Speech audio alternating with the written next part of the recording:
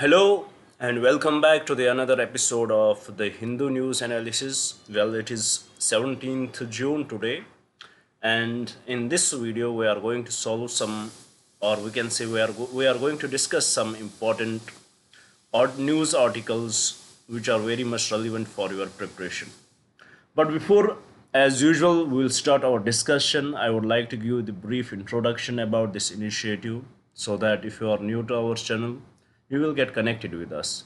Basically from the 2nd June, we had started an initiative here, and every day on our YouTube channel, we upload two videos. One in the morning session or the afternoon session, and the second in the evening or night session. So what we do here in the first video, which is this video, we discuss the news analysis. We take up your current affairs here. We take up the important articles, we discuss them with the respect to mains requirement and with respect to your prelims requirement, and finally we try to frame the possible questions from these articles which could be relevant for your preparation. This is what we do in the first video. In this video, in the second video, which we are going to upload in the evening or night session, there we will discuss the static syllabus of yours, and we had started with Indian polity. Right now we are discussing the fundamental rights.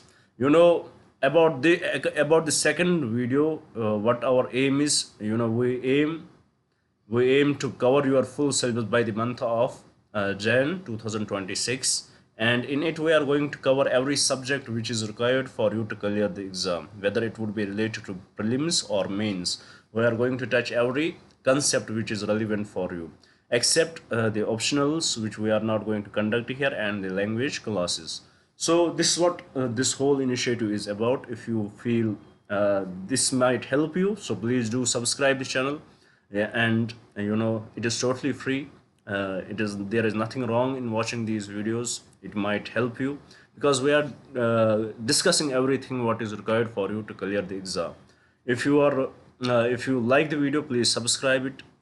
Subscribe the channel, share it with your friends, and do write in the comments what do you feel about the initiative, and if anything else we should bring for you, please do write in the comments. Now without any delay, let's have a look at the articles which we have to discuss today one by one. Let's try to discuss them one by one. Currently the situation in Middle East, it is very hot right now. The situation between Iran and Israel, everybody knows about that, how there are attacks going on in this region.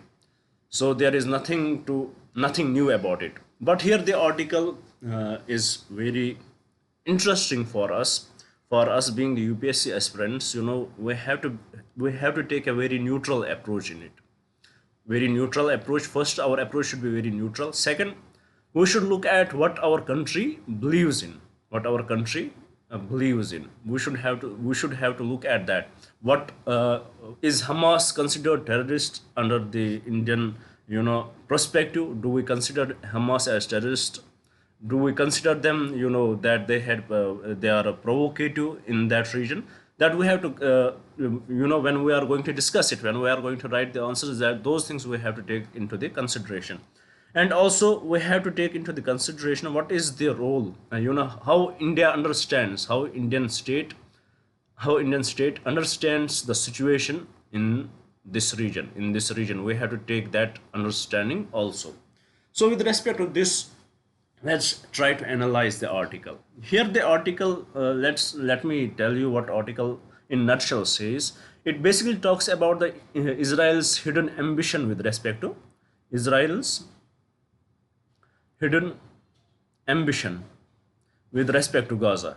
This is written by the ambassador from the Gaza. Definitely there would be the bias from the Gazan side, from the Palestinian side, that we will try to understand, and at the same time we will try to be very much neutral, and also we will try to analyze how the Western media is following this, what is the perspective developing in the world right now with respect to this issue, and where India stands. So what does the article say here? That how Israel is doing this. Israel, usually they are claiming that what happened during on 7 October, according to them, the story started from the 7th October. What Hamas did, there was a brutal attack in Israel, and many people died because of that attack, and many people were, kidnapped by the Hamas. Many people were kidnapped from the Israeli territory by the Hamas. So in response to that, Israel wanted to teach them a lesson. Israel wanted to rescue their people from the Hamas. Israel wanted to, to respond to the, to the act which happened on 7th October, and they wanted to make an example of it. So they retaliated.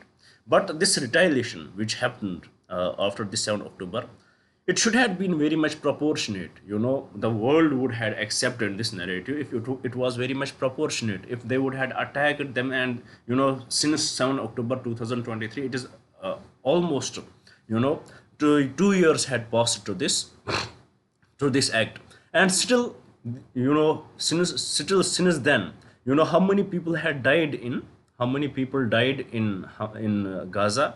More than 50,000 people, more than 50,000, and in that many children died. In millions, in lakhs and millions of people are getting injured, and the Gaza had been, it has been down to dust. Everything has been destroyed in the Gaza. So to this, had they recovered their people from the Hamas? No. The result to that is no. They had not recovered their people from the Hamas yet. They had not recovered their people from the Hamas. All those who all those who were traded, between the Hamas and the Israel, they were traded by an agreement. Forcefully, Israel is not yet able to, get their people back. So according to this, the narrative which Israel set after 7th October, it was that they want to teach the lesson to Gaza, to the Hamas, and also recover their people from them, but they had failed into that. And also the attack on Gaza, it was so disproportionate that it had killed almost everyone. Everyone has, their economy has been down. Their houses are down. Their wealth is down, and they don't even have food to eat. And one interesting thing about that is that even the people who are trying to help them, they are not allowed to help them. Special aids are not allowed to reach to the people of Gaza. So what is the narrative of the Israel then? If they are not able to get their people back, if they are not able to wipe out the Hamas from the last 2 years, and they had killed in lakhs there. So what is the hidden agenda? So this article here says the hidden agenda of the Israel. It says that Israel, it is not the agenda of Israel, according to the article, that they want to recover the people or they want to teach the lesson to Hamas, but their agenda is that they want the people of Gaza, or we can say people of Palestine, to leave the land and settle into other areas, so that this land will be available to Israel. This land will be available to Israel, and it was reflected by the Donald Trump's, one of the statement made by the Donald Trump when he started his tenure, and a question about it was asked to him. So he made a statement that he wanted to develop a real estate, real estate parks there. He wanted to develop real estate parks in the Gaza area. He wanted to develop this. He wanted to develop this area. He wanted to develop real estate parks in this area. So this statement given by the Donald Trump, it has reflected what the Israeli government wants right now. They are becoming very much unpopular. Netanyahu, he is becoming very much unpopular in Israel, in the world, because of that, because of this unpopularity he is getting right now, because of his actions. He is trying to build this narrative that they are under threat, and he is trying to attack every country possible, as we are seeing right now what is happening in between Israel and Iran. So this is also according to the author here, this is also one of the result of that, the unpopularity which the Netanyahu is facing right now, the genocide he has done in the Gaza, the killing of people, and the only sole concept behind it was that the people of Gaza, they will leave it, and this land would be available to them for the real estate purpose, for the economic agenda, for their hidden economic agenda. But They did it, but the people there, they are stubborn. The people of Gaza, they are stubborn. They are still living there. They are not ready to leave, and for that they are facing the wrath of Israel. They are facing the genocide of Israel. So what here the author here highlights that it is better time for the world to understand the issue, understand this condition right now, what is happening in Gaza, what is happening, the people, the genocide they are facing. It is better time for the world to take into the action, what is happening, to check the Netanyahu. If the Western countries, if USA wants to interfere, USA can stop it within a fraction of minutes if they want to interfere. So it is up to them, how they want. If they want to stop these killings, they can easily stop it. If they want it, they can easily do it. But the greed, the greed of Netanyahu, the greed of present state of Israel, it is not letting them to do so. So this is the whole issue here. It is not according to Israel, according to Gaza, it is not what started on 7 October. It has already begun. This situation, it did not only begin on 7th October. It actually began in 1948, when Israel established its state unilaterally. After that, even UN gave the two-state solution, but it was not followed. Israel established its independence unilaterally.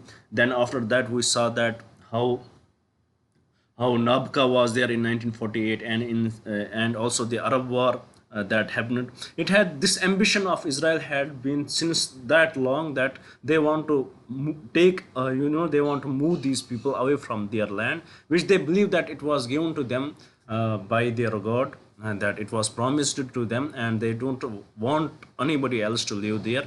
So that is the concept according to Gaza.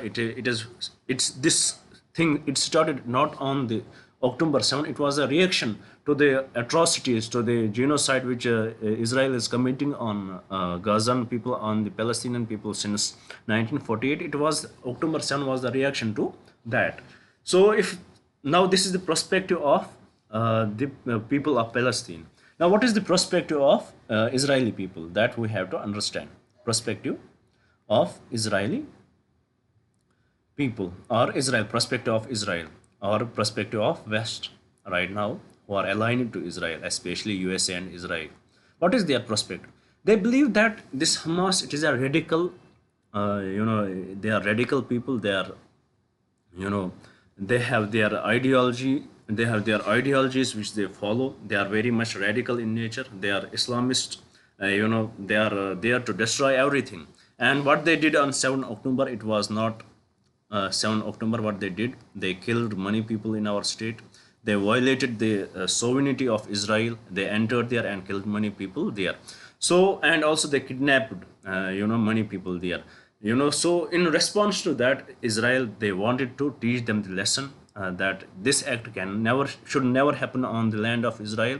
So because of that, they killed them. This attack is going on. When the question about the genocide is asked, why you are stopping the aid, and why you are stopping aid to enter the Gaza, to this they would answer that they want to put pressure on the Hamas, that they cannot do it. So because of that, they will surrender, or they will leave the place, and it would be much free to live on. So this is the perspective of Israel, what they believe in. But this is the real story where India stands with respect. That India has always stated that in India's perspective, India has always believed in two-state solution. We always believe in that peace should prevail in this region. And with respect to Hamas, we don't consider them as a terrorist party or terrorist association right now. But the act on 7 October, we consider that as a terrorist act. India considers that as a terrorist act. And the solution, India believes in that there should be mediation, there should be peaceful talks between both sides. India is ready to mediate if given chance, so that peace should prevail in the region. So this is where India stands with respect to this. This is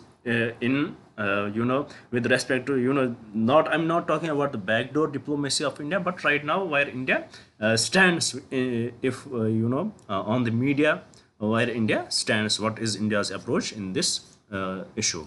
So this is what we need to know about this article. Now let's see what kind of question can be asked with respect to this. A simple mains question can be asked: the situation in the Middle East, how reflect on the situation in the Middle East. You would have to talk about the people of Gaza, or you may be asked about the has Israel got what they desired, after 7 October, had they got their results what they desired. A question about it can be asked. Many types of questions here with respect to this can be asked, and this information, if you will fill there, it will definitely improve your answer. Now with respect to prelims, what kind of question can be asked here? Let's have a look at the question which we had brought here. The question definitely about the geographical landscape of the Middle East. The question can be asked: what are the boundaries, countries bordering Israel? Let's have a look at the question here and let's try to answer it. The question says, consider the following geographical landscape of the Middle East. Which of the following sets of countries directly share a land border with Israel? Does Turkey share? For such questions, it may become very harsh for you to answer, because you may not know everything. You may not know every country mentioned there. But definitely, UPSC examiner, they are not that cruel.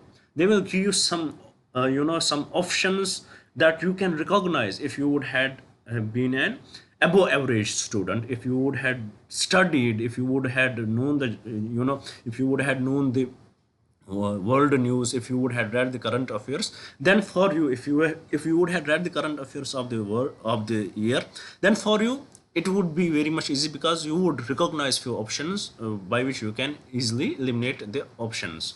As here, what are the countries who are bordering Israel?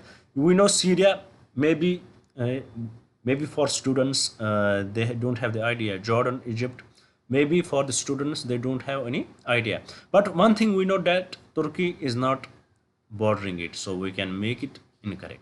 Here the options are Lebanon, Syria, Iraq and Jordan. Iraq is somewhere near Iran. There is definitely a gap there is definitely the gap between between Israel and Iraq. So this option is also incorrect. Now fourth option, Saudi Arabia, definitely incorrect. And then the correct option would be Egypt, Jordan, Lebanon and Syria. That is the correct answer. These are the set of countries which are bordering Israel. So with this, I hope you had understood the article here as well as the question. Now I would like to take the permission to go to the another article and have a look at it. Let us try to discuss what is given there. Well, here the article is about the India's uneasy balancing act in the Bay of Bengal. In the Bay of Bengal, if we look at the India right now, its neighbors right now, if we will see that there is huge imbalance in it, India's relationship with its neighbors. Suppose let's take an example with our dear neighbor, our dearest neighbor, Pakistan. How our relationship with Pakistan has been? Really good. Big no, because we are always fighting. There has no good relationship, especially after after Mumbai attacks, it has worsened. But after Uri attacks, it has gone to the worst. These our relationship with Pakistan has worsened to the highest level. And then we saw that how there were Balakot strikes, how Pahalgam was there, Pulwama was there after Pahalgam, then Operation Sindoor, then retaliation. We saw all that. So with Pakistan, we are always, the enemies. We are proper enemies with Pakistan. Second, what about China? With China also, our relationship is not that great. We had seen, Galwan struggle. We had seen various. We had fought various wars with China, in fact. And there had been various crises with respect to China, and the diplomacy of China, which we don't like. We always try to overcome China. Our race is with China, we try to overcome them. by a economic, we try to overcome the China's economic might, and there is economic warfare going on with respect to China. They are interfering in our interests. They will where our interests are, they would jump into that. So definitely with China, not good relationship. Then what about Bangladesh? With Bangladesh, till Sheikh Hasina was there, our relationship was very smooth. After the removal of Sheikh Hasina, we had seen how Bangladesh has tilted towards China and Pakistan. They are trying to increase their trade with them. And also with Bangladesh, how recent statements by their prime minister, by their president, Mr. Yunus, what were his recent statements, how brutal they were for India, how he wanted to, in a way, bifurcate India from the northeast, and he is letting China to come in and invest in this region, in the chicken's neck region of India, which is considered. So definitely with Bangladesh, our relationship is not that great. And earlier in the Sheikh Hasina region, in his reign, our relationship with Bangladesh was great. And this article basically talks about that, how India had given certain advantages to the Bangladesh exports. They could had traded with India, entered India through the through the roadways, and they would have traded with very less duties on certain products. That our competition with Bangladesh is in terms of the textile industry. They have a very good textile industry, and we let them to come to India with the very less duties, so that Bangladeshi products were sold at very less prices, and they used to get huge profit for that. But after the Yunus statement which he made about the northeast of India, so the relationship between India and Bangladesh is not great. And India, what they did that they told Bangladesh, now you are not going to trade with us like that. If you want to trade with us, go to the ports, specific ports which are designed for that, enter through ports, give us the duties, give us the taxes, and then trade with us. It is definitely going to impact the exports of Bangladesh. And this article here, it in a way criticizes this move of the India. Right now the article says that, the author here says that right now the condition, if we look at Indian condition, it is not that great with its neighbors. Every neighbor of ours has, in our neighboring countries, there is political instability. Have a look at the Sri Lanka, have a look at the Nepal, political instability. The Bangladesh, which was our dear friend, but the condition has changed, but we cannot respond to them like that, even though they are doing notorious things right now. But we can act as a big brother and let them gain that trust back. This present Yunus government, they may get the trust back, and then we can work together. Maybe they will understand our perspective. But if we will put such bans on them, it will further widen the gap between India and Bangladesh, and they will further go towards the China and towards Pakistan, which is eventually very bad for India, because we cannot afford East Pakistan, Bangladesh to become East Pakistan again. Not they may not officially become East Pakistan, but the way they will act, it will be very much bad for India. So in this regard, it is considered, the author here criticizes this move. And also the author here talks about the BIMSTEC. What are the countries, what was the motive of the BIMSTEC? The trade in this region, Bay of Bengal region.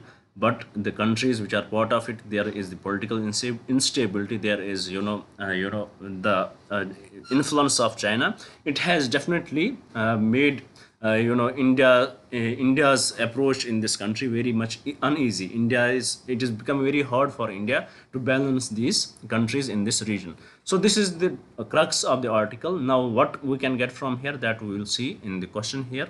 What kind of question can be asked with respect to BIMSTEC? Here the question says, regarding the Bay of Bengal Initiative for Multi-Sectorial Technical and Economic Cooperation, BIMSTEC, which of the following statements are correct? First statement, BIMSTEC was established through the Dhaka Declaration in 1997, no, through Bangkok Declaration. So first statement is incorrect. All member countries of BIMSTEC are also members of SAARC? No, not all member countries are members of SAARC.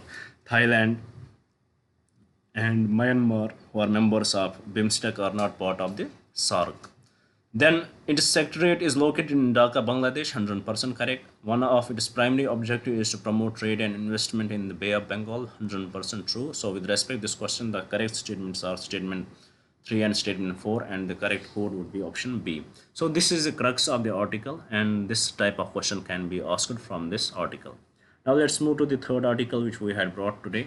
Here the article is talking about the forbidden Arabian desert once had a lush and beautiful chapter. You know this this article, it has highlighted a few terms which may be very much relevant for your prelims preparation. What are the terms which were highlighted in it? What is the term? Basically, it is spilo Thames. It was highlighted in the article. So what does the article here says that the Arabian Peninsula, if we look at it, is full of deserts right now. And according to this article, it says that it was not always desert there. It was a lush green area because of the evidences which we are getting right now. The one of the evidence which was highlighted, this Spilotherms, it was highlighted that because of these evidences we can conclude that it was not always these deserts there. And also if we look at the theory of human race, then we have to definitely believe that this area was not always desert, because when the people when the humans they started migrating out of Africa, they started to move through this region. It was practically impossible for them to move straight forward in these deserts. So definitely we have to believe that this region, it was not always desert. There would have been green, lush, beautiful. It should have been very much greenish and very much beautiful to live in. Because of that, the people had migrated, and it was the other parts of the world were accessible to them. So this is what the article in nutshell talks about. Now let's see the type of question which can be asked from this particular article. Let's have a look at that. Here the question says, with reference to speleothems, consider the following statements. First statement: speleothems are geological formations primarily found in caves, formed by the deposition of minerals from water. 100% correct. They are found in natural caves. That is true. Second statement: stalactites and stalagmites are common examples of speleothems. 100% correct. Whereas stalactites grow upwards, no, they grow downwards. This part is reversed from the cave floor, and the stalagmites hang downwards, no, they grow upwards. So this is incorrect. It has been reversed, but it is definitely part of the speleothems. Third, their formation is often associated with the dissolution of calcareous rocks like limestone by carbonic acid, followed by precipitation of calcium carbonate. Correct, nothing wrong to assume. Fourth statement: speleothems can be used as valuable proxies for reconstructing past climate conditions. That is also true. That is true. That's why we are coming to these conclusions. So with respect to this question, what is the correct answer to this question? The correct answer would be statement 1, statement 3, and statement 4. And from the code given below, the correct code would be option B. With this, let's have a look at the 7th article which we had brought today. Here, the articles, it is in a way criticizing the recent trends in the judiciary. The article, the name suggests serving justices but not justice. We saw that how there is a case with respect to the Allahabad High Court judge when his property in Delhi got fire and huge amount of cash was recovered from there. Then the in-house inquiry was started against him. We discussed that in our earlier articles, and we found that he was guilty. After that, now in the monsoon session, his removal will be initiated in Lok Sabha and Rajya Sabha. Then through the special majority, if this motion wins through the special majority, then he would be removed. So here the author highlights that if we will see the recent trends in the Indian judiciary, we will find out that even if it seems that we are serving the justices, we are serving the judges, not we are not serving the justice. It is justice is denied in a way in our country. And she has highlighted few examples, which she has highlighted few examples with respect to certain judges which were caught in controversies. For example, the case with respect to the APCM, which he highlighted, case with respect to Andhra Pradesh CM, the case he highlighted, he accused Justice Ramana, and in 2017 also Justice A.K. Goyal objected Justice Surya Kant. There are various cases which were highlighted in this article, and it was definitely, it is being observed by the people that the judges, they are, even though they go against the constitution, even though they talk, which is not accepted by the country, but still they are serving their post, but still they are on their post, there are no legal actions taken. And if we look at the record of India, till now no high court or a supreme court judge has been removed through the impeachment. Till now it has never been achieved so far. So definitely there is this mistrust developing, this mistrust is developing between people and the judiciary. It is said about the judiciary, it is said about the justice, that justice should not only be done, it should seem to be done. That justice, if you are doing any, you are working on any case and you are giving the justice, it should not only be done that you had given the justice, but it should be perceived, it should be seen to be done, that people should understand that yes, indeed the justice was delivered there. So this statement is being violated here, because if no actions are taken against these either the corrupt judges or against these judges who go against the morality of the constitution, then definitely if no action is taken against them, then definitely there would be the mistrust, and this is what is highlighted in this article. So with this, I hope you had understood it. Nothing much to discuss in this. Basically the cases were highlighted, especially with respect to the Justice Yadav, who is under right now, who is under corruption allegation. Those were highlighted here, and the need for this trust to develop between the people and the judiciary, so that there would be the blind trust from the people on the judiciary. They believe in them, that if anything happened bad to them, that judiciary will come to rescue them. So this is what is the need of the hour. Now with this, let's have a look at the another article. Here the article, it is basically talking about what is the significance of the Shipki La Lake, La Pass, Shipki La Pass. What is the significance of this Shipki La Pass? So basically, why it is in news? Because earlier, if you have to visit this pass, you need to get the permission from the authorities.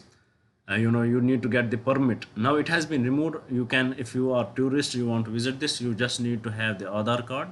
That would be enough for you to visit this region.